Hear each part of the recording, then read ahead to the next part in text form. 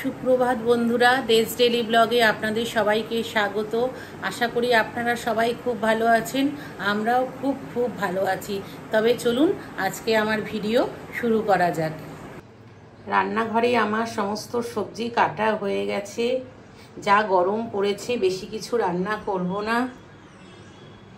এই উচ্ছে আলু দিয়ে একটা তেতো করব, আর বেলে মাছ জলে ভিজিয়ে রেখেছি, বেলে মাছটাই করব। আমার উচ্ছে আলু তেতোটা একদম তৈরি হয়ে গেছে। গরমের দিনে এটা দিয়ে ভাত খেতে খুবই ভালো লাগে, আর তৈরি করতেও খুবই সহজ। ওই কড়াইয়ে একটু সর্ষের তেলে কালো জিরা ফোড়ন দিয়ে দিয়েছিলাম, তার মধ্যে উচ্ছে আলু দিয়ে হালকা করে ভেজে নিয়েছি। তারপর সামান্য পরিমাণে একটু জল দিয়ে দিয়েছিলাম।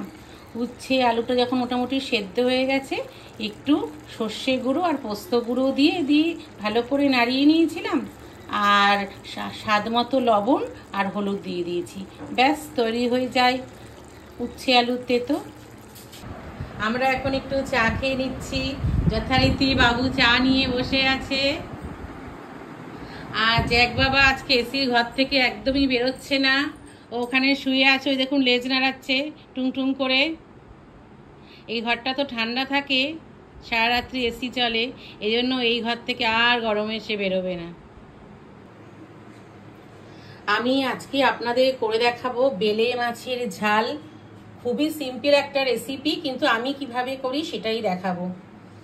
বেলে মাছের ঝাল করতে প্রথমেই লাগবে বেলে মাছ। আমি এই সাইজের কয়েকটা বেলে মাছ নিয়ে নিয়েছি। আর লাগবে বেগুন, আর লাগবে টমেটো, পেঁয়াজ, আদা, রসুন, কাঁচা লঙ্কা, ধনেপাতা। তবে চলুন শুরু করা যাক আজকে আমার রেসিপি বেলে মাছের ঝাল।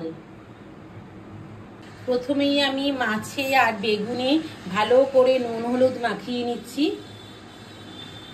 এবার আমি গ্যাসে একটা কড়াই বসিয়ে দিয়েছি।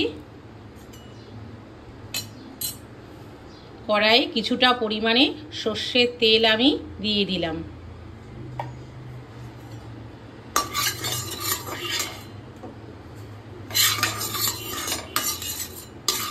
তেলটা ভালোভাবে গরম হয়ে যাক। তেলটা আমার ভালোভাবে গরম হয়ে গেছে। এবার আমি মাছগুলি ভালো করে ভেজে নেব।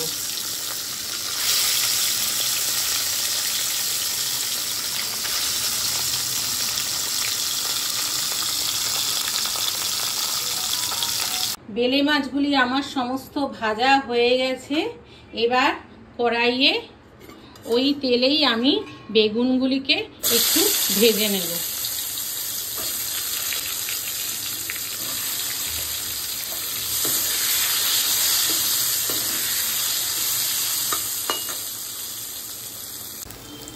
বেগুনগুলি আমার সমস্ত ভাজা ভাজা হয়ে গেছে। এবার ওই তেলেই আমি দিয়ে দিচ্ছি কিছুটা পরিমাণে কালো জিরা ফোড়ন দিয়ে একটু ভালোভাবে নেড়ে চেড়ে নিচ্ছি। এবার দিয়ে দিচ্ছি আগে থেকে পেস্ট করা টমেটো, আদা, পেঁয়াজের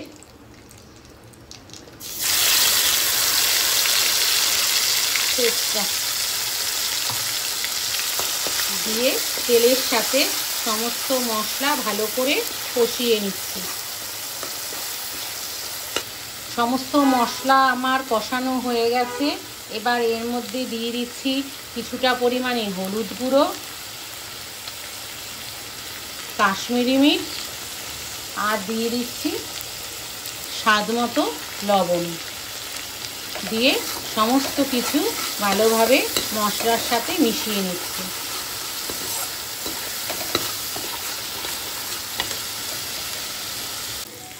এবারে এর মধ্যে দিয়ে দিচ্ছি সামান্য পরিমাণে জল।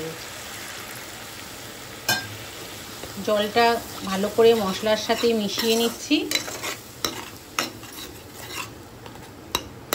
এবার দিয়ে দিচ্ছি আগে থেকে ভেজে রাখা বেগুন।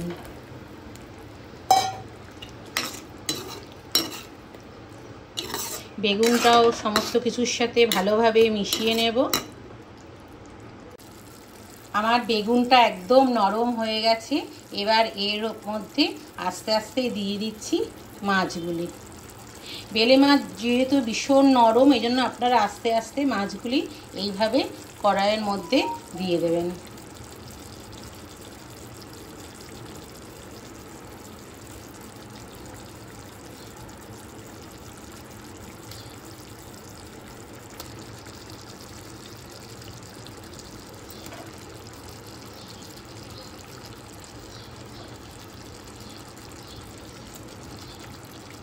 মাছগুলির গায়ে আমার একদম মশলা বেগুন সব মাখা মাখা হয়ে গেছে।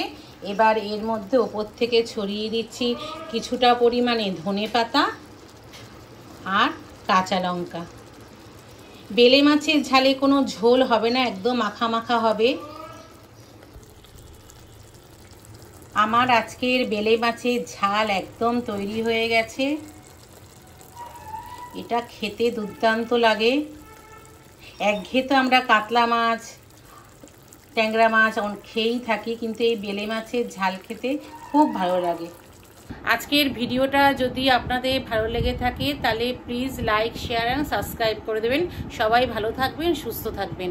দেখা হচ্ছে অন্য কোনো ভিডিওতে।